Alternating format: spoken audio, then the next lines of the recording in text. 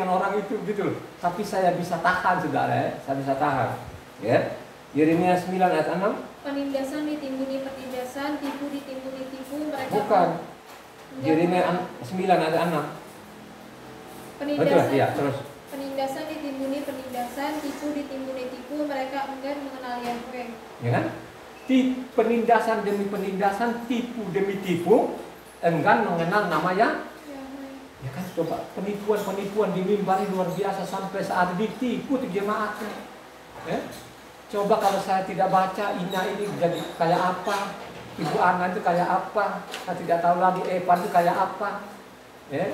Mereka tidak tahu kalau ditipu. Bagaimana kamu tahu tipu atau tipu? Karena apa? Tidak membaca.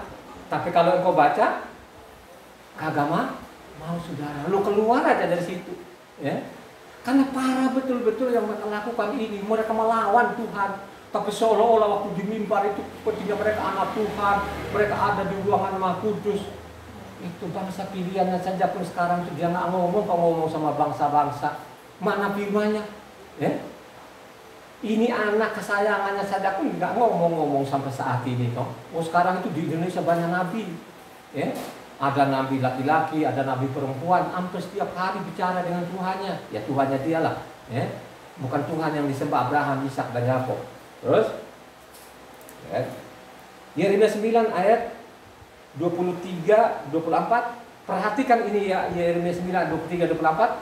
Catat dengan baik-baik.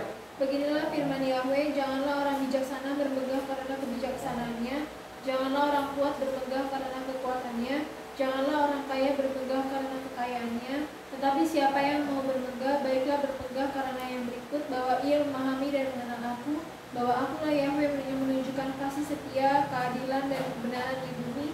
Sungguh semuanya itu kusukai, demikianlah firman Yahweh. Bukan sekedar saja kau mengenal nama Yahweh itu, tapi harus ada punya pemahamannya saudara. Ya? Supaya engkau ini memiliki pemahaman, harus engkau baca namanya kitab suci saudara. Ya? Sehingga tidak ditipu. Ya? Kalau disuruh namanya apa sahabat, ikuti saja sahabatnya, ikuti saja. Disuruh namanya Yahweh, ikuti saja. Serukan nama Yahweh. Hanya mereka pakai di sana, jangan menyebut nama Yahweh Tuhanmu dengan sembarangan. Dengan itu mereka langsung bilang, oh itu begitu, tapi dia tidak baca yang benar. Gitu? Kalau kau baca, kalau kau berdoa, kau serukan nama Yahweh, itu kan bukan namanya sembarangan. Ya, kalau kau pakai sumpah, oh demi Yahweh, saya tidak begini, kau bersumpah dengan nama Yahweh, dengan sembarangan, itu yang dilarang. Nah, saudara, lanjut. Ya, jadi kamu mengenal nama Yahweh harus juga memiliki pemahaman akan Tauratnya, akan kebenarannya. Ya. Yeremia 10 ayatnya 25, dengar ini, Yeremia 10 ayat 25. Ini sampai nabi-nabi pun sudah marah betul itu saudara ya. Dengar. Tumpahkanlah kepanasan amarahmu ke atas bangsa-bangsa yang tidak mengenal engkau, ke atas kaum-kaum keluarga yang tidak menyerukan namamu, sebab mereka telah memakan Yakub dan menghabisinya dan membuat tempat kediamannya menjadi puing. Tumpahkan amarahmu kepada yang tidak mengenal. Tumpahkan amarahmu yang tidak berseru kepada nama Yahweh, yang tidak mengenal saudara. Ya? Bagaimana mereka tipu sekarang ya? Namanya tipu demi tipu. Yang dikatakan tipu demi tipu bangsa asing atau bangsa Israel? Bangsa Israel. Jadi dari dulu, dari keluar dari sana sampai saat ini, itu adalah namanya tipu mereka ini, ditipu jemaatnya. Gitu? Kenapa saya mengatakan seperti itu? Karena sekarang itu namanya Taurat kan nggak boleh dielus-elus doang, coba mau dibaca saja pun, waduh, sampai juga puasa dulu, ya. Mau dibuka-buka pun karena ini namanya kitab suci, gitu harus bersih. Ini yang konyol, yang tidak benar. Ya, ini yang ngawur dan ngawur itu. Tuhan tidak mengajarkan itu. Dia mengajarkan itu supaya namanya kitab suci ada di sampingmu. Taruh di sampingmu. Ya, selama engkau hidup lu harus baca. Ya, kenapa disuruh baca? Supaya engkau memiliki pemahaman yang benar. Itu yang dimaksud. Ya. Maka dia bilang, buat apa lu miliki dunia ini tapi engkau mati. Lu dari pagi sampai sore kerja banting tulang dibanting, ya, sebatas lu umur 80 tahun mati. Lu nggak bawa lagi harta ke sono. Ya, tapi kebenaran itu kekal adanya kalau ikuti perintah Tuhan. Dengarkan baik-baik ini. Yeremia 14 ayat 9 sampai 12. Mengapakah engkau seperti orang yang bingung, seperti pahlawan yang tidak sanggup menolong? Tetapi engkau ada di antara kami, ya Yahweh, dan namamu diserukan di atas kami. Janganlah tinggalkan kami. Beginilah firman Yahweh tentang bangsa ini. Mereka sangat senang mengembara dan tidak menahan kakinya. Sebab itu Yahweh tidak berkenan kepada mereka. Tetapi sekarang ia mau mengingat kesalahan mereka dan mau menghukum dosa mereka. Yahweh berfirman kepadaku, janganlah engkau berdoa untuk kebaikan bangsa ini. Sekalipun mereka berpuasa, aku tidak akan mendengarkan seruan mereka. Sekalipun mereka mempersembahkan korban bakaran dan korban sajian, aku tidak akan berkenan kepada mereka. Melainkan aku akan menghabiskan mereka dengan perang, dengan kelaparan, dan dengan penyakit sampar. Jadi 3 loh saudara hukumannya. Lu tidak kena perang, kelaparan. Lu nggak lapar, kena namanya sampah saudara. Jadi ada hukumannya di situ. Gitu? Lu lolos ini, pas lu kena ini, lu lolos ini, lu kena ini, itu pasti hukumannya seperti itu. Ya, ada hukumannya. Ya, makanya kasihan lah orang-orang ini kan, coba kan, mereka mondar mandir ke rumah sakit, itu kan gak ada bosan-bosan, habislah uang-uang itu, coba ya, gak pernah sembuh-sembuh. Ya. Apakah Tuhan Yesus sudah diperingatkan dari awal enggak? Ya, makanya dibilang ada kata berkat dan ada kata kutuk saudara. Kalau kutuk itu panjang urusannya enggak? Panjang urusannya saudara. Kalau engkau tidak sesuai namanya isi kitab suci itu pasti namanya kutuk saudara. Ya, kutuk aja. Ya, makanya kalau engkau baca di sana yang mondar mandir, yang sakit melulu ini, ya, coba kan ngomong sama Tuhan Yesus sudah meminta dan lain sebagainya, tapi mondar mandir terus itu di rumah sakit. Kenapa seperti itu? Pasti ada masalah kan, begitu loh ya. Pertama tadi namanya nama Tuhan tidak kenal lagi, ya. Mereka juga tidak mau namanya Taurat, maka diperingatkan apa? Ulangan 28, 58, 61, baca ibu anak.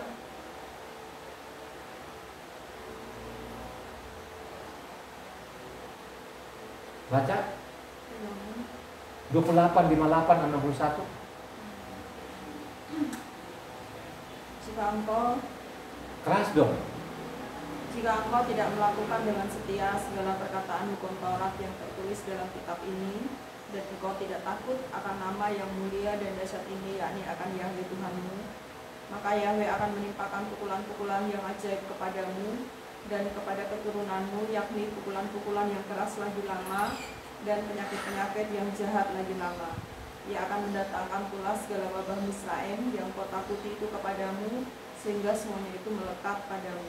Juga berbagai-bagai penyakit dan pukulan yang tidak tertulis dalam kitab Taurat ini akan ditimbulkan Yahweh menimpa engkau sampai berbagai-bagai penyakit ini kan begitu akan ditimpakan akibat tidak mengenal namanya Tuhan, mengabaikan namanya Tauratnya, ya.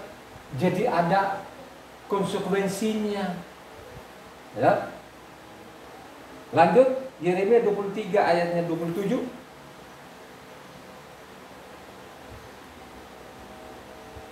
Yang merancang membuat umatku melupakan namaku dengan mimpi-mimpinya yang mereka ceritakan seorang kepada seorang, sama seperti nenek moyang mereka melupakan namaku oleh karena Baal. Melupakan namaku karena Baal sudah. Ya. Coba kalau nama yang tidak diperintahkan Tuhan sekarang ini, wah senang sekali mereka. Dengan namanya Yahweh, mereka benci sekali saudara. Gara-gara Baal ini akhirnya melupakan aku saudara. You. Kalau dulu Baal itu ada nggak? Di utara itu ada Baal nggak? Yang disembah namanya Yerobeam itu apa? Ya. Selain anak sapi itu yang dia bikin 2 itu, sembah juga namanya Baal dan Asera. Jadi Baal dengan Asera nanti jemaah sendiri deh yang merenung. Ya. Sekarang ini ada nggak Baal dengan Asyera? Banyak nggak pengikutnya? Berapa? Miliar? Yang miliaran ini loh saudara ya, ingat baik-baik loh ya. Ya, makanya baca namanya zaman Yerobeam di Kerajaan Utara itu dibaca supaya saudara itu tahu, supaya tidak ditipu gitu kan. Melupakan namaku karena Baal. Begitu juga Roma 1 ayat 25. Ini Roma loh saudara, Roma ya. Roma ini di Sebab mereka menggantikan kebenaran Tuhan dengan dusta dan memuja dan menyembah makhluk dengan melupakan penciptanya yang harus dipuji selama-lamanya. Pedusta sekarang ini yang di mimbar, mereka melupakan pencipta. Itu siapa namanya? Yahweh. Yahweh penyelamat saudara. Mereka melupakan sampai saat ini. Ya, sampai saat ini mereka melupakan nama Yahweh. Ya. Begitu juga lah 2 Raja-Raja 3, 2 Raja 15 ayat 3. Ia melakukan apa yang benar di mata Yahweh. 2 Tawarik 15 ayatnya 3. Lama sekali Israel tanpa Tuhan yang benar, tanpa ajaran daripada imam, dan tanpa hukum. Tanpa hukum saudara. Ulangin keras. Lama sekali Israel tanpa Tuhan yang benar, tanpa ajaran daripada imam, dan tanpa hukum. Itu kan zaman raja-raja loh saudara ya. Lama sekali ini manusia ini tanpa Tuhan yang benar, tanpa hukum saudara. Ya, itu sebelum namanya Yeremia itu kan zaman Raja Asa saudara. Ya. Hosea dengan Yeremia duluan mana? Nah, ini susah kalian. Hosea dengan Yeremia duluan siapa? Hosea. Susunan dalam surat itu Yeremia dulu baru Hosea. Sedangkan susunan yang kita pegang ini kan, itulah yang orang bingungkan sekarang. Paling terus Hosea itu zaman Yesaya saudara. Jadi Hosea itu zaman Yesaya, ya. Mengatakan Hosea 4 ayat 1, baca. Dengarlah firman Yahweh, hai orang Israel, sebab Yahweh mempunyai perkara dengan penduduk negeri ini, sebab tidak ada kesetiaan dan tidak ada kasih dan tidak ada pengenalan akan Tuhan. Tidak ada lagi pengenalan akan Tuhan. Ini zaman Yesaya saja pun, ini Hosea ini tidak ada pengenalan lagi. Bangsa ini luar biasa jahatnya ini. Maupun ayat 6 baca. Umatku binasa karena tidak mengenal Tuhan, karena engkaulah yang menolak pengenalan itu, maka aku menolak engkau menjadi imamku. Coba bayangkan nanya, umatku binasa karena tidak mengenal saudara. Hosea 6 ayat 6 apa katanya? Sebab aku menyukai kasih setia dan bukan korban sembelihan, dan menyukai pengenalan akan Tuhan lebih daripada korban-korban. Lu bayangkan lu mondar mandir ke ibadah ini. Lu mondar mandir ke rumah ibadah, terus tidak mengenal nama Tuhan yang kau sembah ini. Itu saya sudah bilang itu sudah sia-sia hidup. Ya, di sorga sendiri pun sudah sia-sia hidupmu ini. Ya, sia-sialah hidupmu. Ya, banyak orang-orang sekarang itu ya. Antara Marapu dengan gerejanya dicampur aduk, dianggap itu baik-baik saja. Tapi dia bilang apa? Yeremia 7 ayat 9, coba baca. Yeremia 7 ayat 9. Masakan kamu mencuri, membunuh, 9-10 lah. berzina dan bersumpah palsu, membakar korban kepada Baal dan mengikuti ilah lain yang tidak kamu kenal. Kemudian kamu datang berdiri di hadapanku di rumah yang atasnya namaku diserukan sambil berkata, kita selamat supaya dapat pula melakukan segala perbuatan yang keji ini. Lu bayangkan, saudara banyak seperti itu saudara. Dia gerejanya juga, adatnya juga, fotonya juga dia campur adukin. Itu kan untuk senang-senang aja katanya. Untuk senang-senangan. Tuhan itu gak apa-apa katanya. Tuhan itu menyuruh kita seperti itu untuk bersenang-senang. Coba saudara, ya, itu ancamannya ringan gak? Kalau ikut baca Yeremia 7, Yeremia 8, Yeremia 9, 10 itu, wah itu benar-benar racunin saja mereka ini. Dia kasih racun saja ini manusia-manusia ini diracuni saja. daripada seperti kejahatan demi kejahatan, tipu demi tipu. Ya. Coba racuni saja manusia-manusia ini, coba baca dengan benar, dengan baik, saudara ya. Makanya perlu sekali namanya ya Yahweh. Yahweh adalah nama. Ya.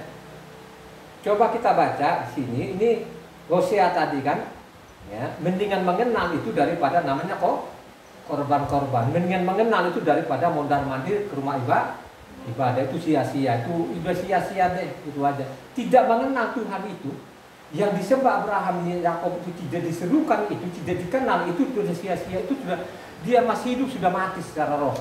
Ya, jadi bukan saya loh ya. Jadi ini firman seperti itu. Coba baca ini. Yohanan 5 ayatnya 17-18.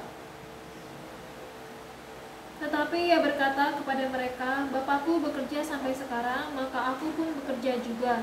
Sebab itu orang-orang Yahudi lebih berusaha lagi untuk membunuhnya, bukan saja karena ia meniadakan hari Sabat, tetapi juga karena ia mengatakan bahwa Tuhan adalah Bapaknya sendiri, dan dengan demikian menyamakan dirinya dengan Tuhan. Coba juga mereka kesal banget gitu loh kan, dia menyamakan diri. Mereka juga sampai saat ini mereka tidak menangkap, saudara. Ya? Maksud pekerjaan-pekerjaan itu apa sebenarnya? Ya? Bapakku bekerja, saya pun juga bekerja gitu. Memang dia datang di bumi macul? Tidak macul. Makanya waktu saya awal sekali baca kitab suci dulu waktu tahun 2000 bahwa Yahweh lah yang jadi manusia itu. Masa bilang Ibu Ana maupun Ina sama Evan itu buang saja lah obat lah, nggak usah lah, buang aja. Ya, nggak usah itu. Kita punya dokter, segala dokter, Tuhan di atas Tuhan. Dia adalah Yahweh yang datang di bumi. Benar nggak 21 tahun ini? Ya? Ya, Ina sudah minum obat enggak? Ya? Coba kan? Sampai saat ini kita sudah 21 tahun kan? Nggak ke obat, nggak ke dokter, kurang apa lagi? Ya? Pekerjaan-pekerjaan yang dimaksud itu waktu dia menyembuhkan orang, membangkitkan orang, itu tandanya bahwa dia adalah Yahweh itu sendiri gitu loh. Makanya di sini Yohanan 8 ayat 41 44 ini kata bapak-bapak ini sampai sekarang ini kan orang Kristen bapaknya siapa itu nggak tahu namanya. Mereka nggak tahu. Coba baca itu. Kamu mengerjakan pekerjaan bapamu sendiri, jawab mereka, kami tidak dilahirkan dari zina. Bapa kami satu, yaitu Tuhan. Kata Yeshua kepada mereka, jikalau Tuhan adalah Bapamu, kamu akan mengasihi aku sebab aku keluar dan datang dari Tuhan. Dan aku datang bukan atas kehendakku sendiri, melainkan dialah yang mengutus aku. Apakah sebabnya kamu tidak mengerti bahasaku? Sebab kamu tidak dapat menangkap firmanku. Iblislah yang menjadi bapamu dan kamu ingin melakukan keinginan-keinginan bapamu. Ia adalah pembunuh manusia sejak semula dan tidak hidup dalam kebenaran, sebab di dalam dia tidak ada kebenaran. Apabila ia berkata dusta, ia berkata atas kehendaknya sendiri, sebab ia adalah pendusta dan bapa segala dusta. Bapa segala dusta. Jadi sampai saat ini kan mereka bapak-bapak itu kan, makanya mereka bilang ada Allah Bapa, Allah Anak, Allah Roh Kudus gitu kan ya. Mereka tidak tahu itu nama bapaknya siapa. Ya? Hanya yang ada namanya Yesus. Coba. Terus dia membedakan nanti antara tiga ini apa tandanya? Ini kan konyol betul gitu. Kalau saya dulu tidak seperti itu, saya tidak terkecoh dia ada diutus Bapa atau di samping, tidak seperti itu. Jadi saya baca itu, saya telusuri apa yang dia lakukan, apa yang dikerjakan ya. Yang dikerjakan itu pada waktu dia membangkitkan orang mati, dia tidak pakai nama siapa. Waktu orang buta itu lahir, dia tidak pakai nama siapa. Paling tidak bilang apa sesuai namanya iman atau melihatlah engkau, kan begitu kan ya. Sehingga saya yakin bahwa dia adalah Yahweh itu sendiri. Kalau orang tidak baca namanya kitab Mose dan kitab para nabi sampai jungkir balik, sampai kepalanya botak-botak juga, pasti tidak akan pernah mengaku bahwa Tuhannya Esa. Pasti itu ya. Kecuali dia kitabnya Mose dia baca dan kitab para nabi baca, baru dia sadar bahwa Yahweh lah yang jadi manusia. Ya, jadi dia jadi manusia itu tidak ujuk-ujuk dinubuatkan dulu, mah dia bilang saya sudah dinubuatkan oleh Mose dan para nabi gitu loh. Inilah yang tidak dipahami di luar sana ya. Makanya saudara Catat gitu loh ya. Yohanan 7 ayatnya 28, mereka tidak mengenal. Coba baca ini. Waktu Yeshua mengajar di bait Tuhan, ia berseru, "Memang aku kamu kenal dan kamu tahu dari mana asalku. Namun aku datang bukan atas kehendakku sendiri, tetapi aku diutus oleh Dia yang benar yang tidak kamu Yang kenal." kamu tidak kenal, kamu memang tahu saya dari mana. Pasti kamu tahu bahwa saya, bapak saya Yosef, ibu saya Miriam, kan begitu kan? Ya, ya. Tapi kamu tidak tahu, yang mengutus aku tidak kamu kenal. Jadi pada zaman Yosua itu tidak mengenal namanya Tuhan lagi. Jadi tidak mengenal namanya Yahweh. Yang mereka kenal adalah Adonai atau Hasem gitu. Yohanan 8 ayat 19. Maka kata mereka kepadanya, "Di manakah Bapamu?" Jawab Yeshua, "Baik aku maupun Bapakku tidak kamu kenal. Jikalau sekiranya kamu mengenal aku, kamu mengenal juga Bapakku." Ya.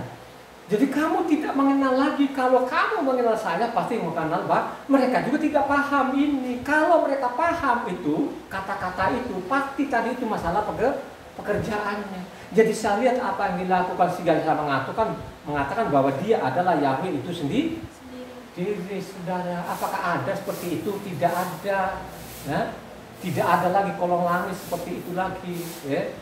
Gak ada mau lagi, enggak lah nama Yahweh itu mereka tidak peduli lagi kan begitu kan. Mereka begitu nafsu. Kenapa mereka nafsu itu? Karena pengaruh oleh bapaknya mereka. Bapaknya mereka siapa?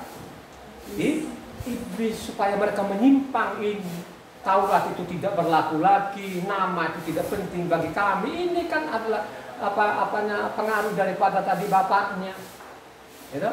Bayangkan saja di sana kan ditulis ini, aku datang itu bukan meniadakan Taurat 1.1 Yota kan begitu ya. Coba aku datang ini bukan meniadakan. Makanya coba kita baca lagi, ini penting sekali dicatat ini Roma 1 ini yang mengatakan sekarang ini orang-orang, oh kalau kita selamat itu karena kasih karunia.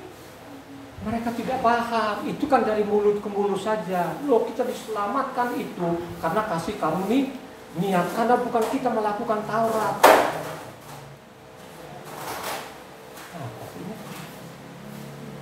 Ya. Karena kita bukan melakukan Taurat katanya. Tapi ingat baik-baik, namanya Roma 1 ayat 5 dibaca yang kencang biar mendengar di luar sana.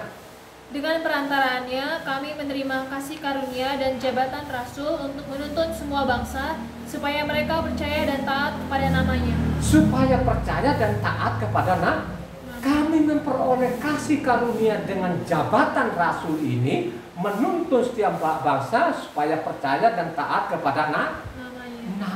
Saudara, nama siapa di situ? Ya. Namanya Yesus atau namanya Yeshua? Yeshua. Yahweh penyelamat. Makanya berseru kepada nama Yahweh diselamatkan. Persoalan sampai saat ini sudah dicatat juga 1 Korintus 2 ayat 8. 1 Korintus 2 ayat 8. Tidak ada dari penguasa dunia ini yang mengenalnya, sebab kalau sekiranya mereka mengenalnya, mereka tidak menyalibkan Tuhan yang mulia. Tidak ada lagi penguasa di dunia ini yang sampai saat ini, sampai detik ini yang mengenalnya, saudara. Kalau mereka mengenal, tidak akan mereka membunuh, saudara.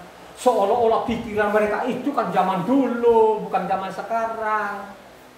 Ya, sampai sekarang itu mereka pembunuh ulung itu dari mimbar. Ya. Yang banyak membunuh itu dari doktornya, MTH-nya, STH-nya. Bagaimana tidak membunuh, kan mereka semua nantang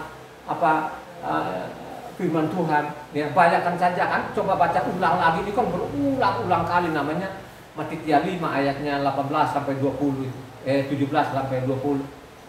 Coba baca. Janganlah kamu menyangka bahwa aku datang untuk meniadakan hukum Torah atau kitab para nabi. Aku datang bukan untuk meniadakannya, melainkan untuk menggenapinya.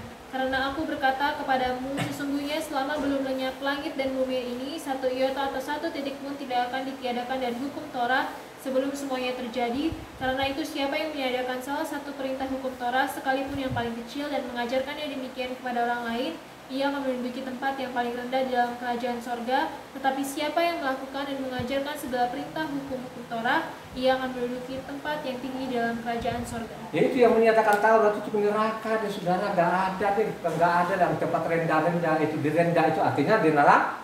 Makanya kalau kita baca di di Luka 16 sana, orang miskin dan Eliasar kan gitu kan, ya. Dia lihat ke atas, atas itu adalah sorga, di bawah itu adalah neraka. Tempat rendah adalah neraka saudara. Maupun Luka 16 ayat 17.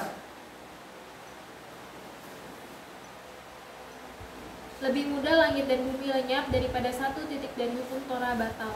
Coba mendirikan langit dan bumi kok sekarang itu mereka semua tidak mau nama Tuhan, tidak mau hari-hari ibadahnya, tidak mau, semua mereka tidak mau.